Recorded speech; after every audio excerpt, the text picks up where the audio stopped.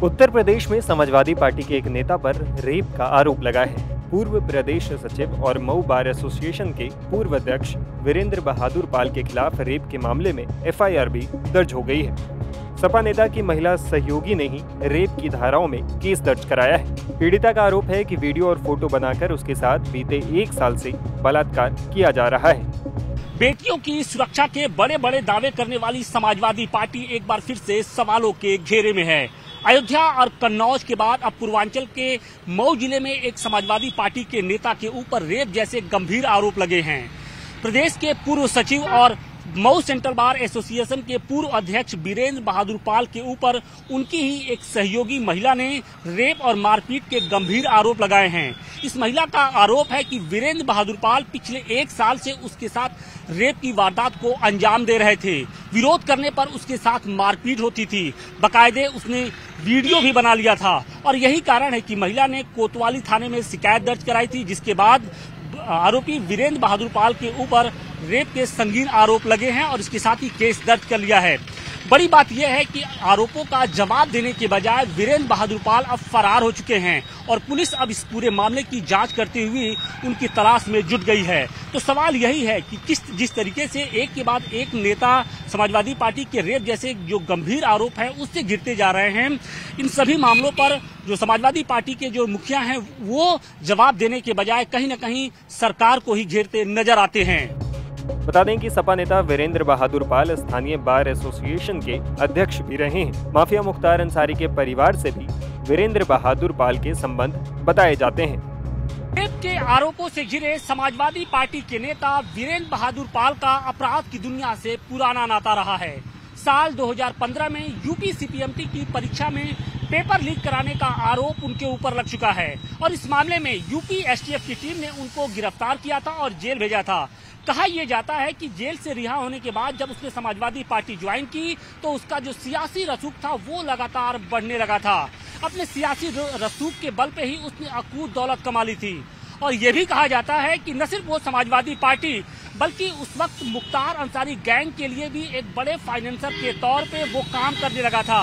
मुख्तार अंसारी के गुर्गों को वो पैसा पहुंचाता था और यही कारण है कि अब्बास अंसारी के साथ जो उसकी तस्वीरें हैं वो सोशल मीडिया पर वायरल हो रही हैं। वीरेंद्र बहादुर पाल के आपराधिक इतिहास को देखते हुए ही पिछले दिनों जिला प्रशासन की ओर से जो उसका असलहा था उसका लाइसेंस कैंसिल कर दिया है और अब रेप के आरोपों के बाद उसके ऊपर शिकंजा कसना शुरू हो गया है। इलाके में वीरेंद्र बहादुर पाल का एक स्कूल भी है जो उनके घर के ठीक बगल में है। कहा जाता है कि इस स्कूल का कुछ हिस्सा नगर पालिका की जमीन पर बना हुआ है। ऐसे में वीरेंद्र बहादुर पाल की संपत्तियों का भी ब्यौरा निकाला जा रहा है। सपा नेता वीरेंद्र बहादुर पाल और उनके परिवार की गिनती मऊ के बड़े सियासी घराने में होती है। इनके पिता दयाराम पाल बहुजन समाजवादी पार्टी के बड़े नेता थे। इसके अलावा वो एमएलसी भी रह चुके थे। हालांकि बाद में उन्होंने समाजवादी पार्टी ज्वाइन कर लिया, जबकि वीरेंद्र बहादुर पाल शुरू से ही समाजवादी पार्टी में रहे हैं और न सिर्फ समाजवादी पार्टी बल्कि पूर्वांचल के जो बड़े बाहुबली के तौर पे जिनकी पहचान होती है यानी मुख्तार अंसारी के परिवार से भी वीरेंद्र बहादुर पाल की काफी करीबी रही है। मुख्तार अंसारी के बेटे अब्बास अंसारी के साथ वीरेंद्र बहादुर पाल की कई तस्वीरें इन दिनों सोशल मीडिया पर वायरल हो रही है और बताया यही जा रहा है कि उनकी ही सरपरस्ती में वीरेंद्र बहादुर पाल ने पिछले 2 दशकों में अकूत दौलत कमाई है। आप ये तस्वीरें देखिए, ये 2 जो कोठियां हैं यानी शहादतपुर इलाके में आप देखेंगे तो लबे सड़क ये 2 कोठियां हैं और ये बताया जा रहा है कि इनकी कीमत करोड़ों रुपए में है। यानी इस तरीके की कई अन्य जो प्रॉपर्टीज है वो उन्होंने बना रखी है। इसके अलावा जमीन के कारोबार में साथ ही स्कूल और पेट्रोल पंप है उसके जरिए भी जो वीरेंद्र बहादुर पाल का जो परिवार है उसने अकूत दौलत कमाई है। तो अब ये सभी लोग परिवार पुलिस के रडार पे आ चुके हैं। पुलिस अब इनकी तलाश में जुटी हुई है। इसके साथ ही जो उनका बैकग्राउंड रहा है उसको भी खंगाला जा रहा है कि कितनी अवैध संपत्तियां हैं, कितनी बेनामी संपत्तियां हैं। अब ये सब कुछ जांच के दायरे में आ चुकी हैं। ये तो वीरेंद्र पाल जी का ही स्कूल है जी। तो कब से नहीं आ रहे हैं वो? जी घूमत गाँव गड़िया से रोज शाम को यही पे करना जी। तो कल परसों में थे यहाँ पर? जी नहीं, 3-4 दिन से पर आ रहे हैं जी। उनके ऊपर एक आरोप लगा है रेप का, क्या चर्चा है इसको लेकर? अब हमको ना मालूम है सर, हमको नहीं मालूम। कितने बच्चे पढ़ते हैं इस स्कूल में लगभग? ये 2000 लोग हैं। 2000 तो बड़ा स्कूल है मतलब। जी और भी स्कूल है इनके?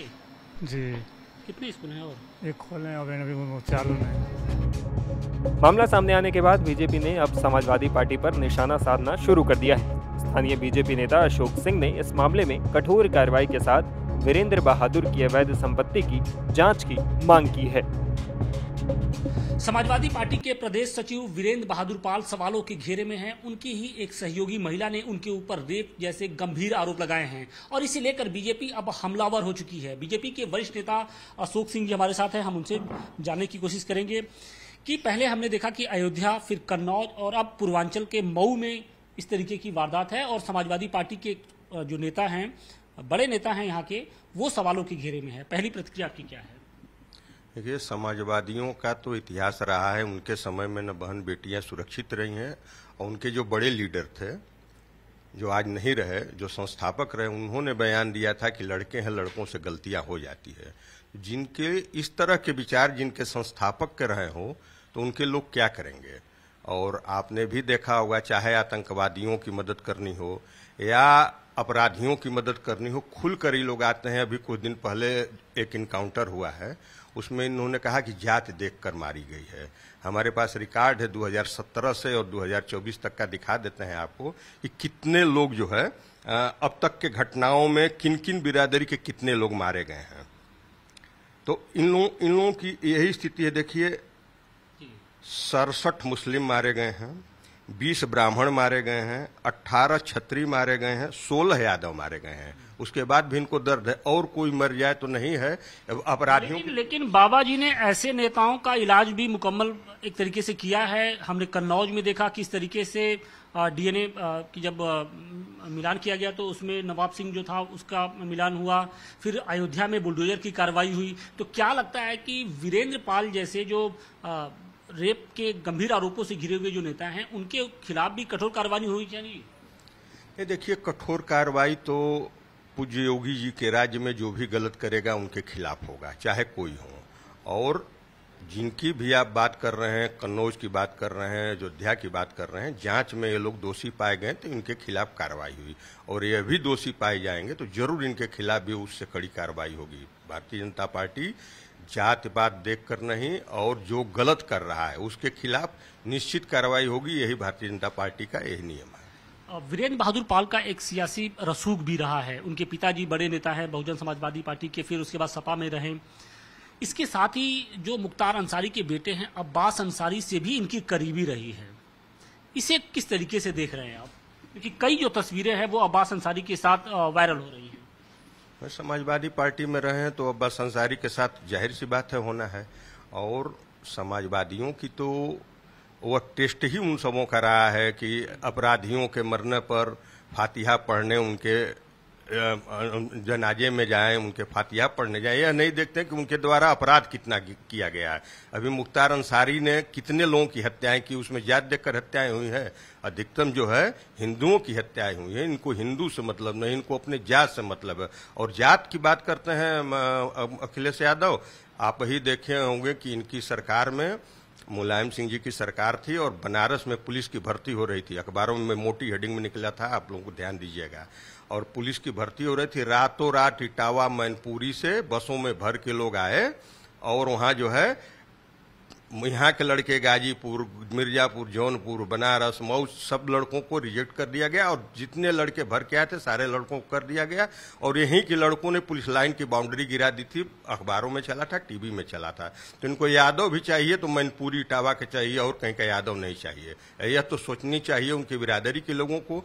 अभी उन्होंने टिकट दिया, 8 टिकट दिए, 8 ही दिए थे ना लोकसभा में, और सब अपने परिवार के, एक भी परिवार से अलग हट के नहीं दिए। परिवारवाद करते हैं, आतंकवादियों को साथ देते हैं, बलात्कारियों का साथ देते हैं, अपराधियों का साथ देते हैं।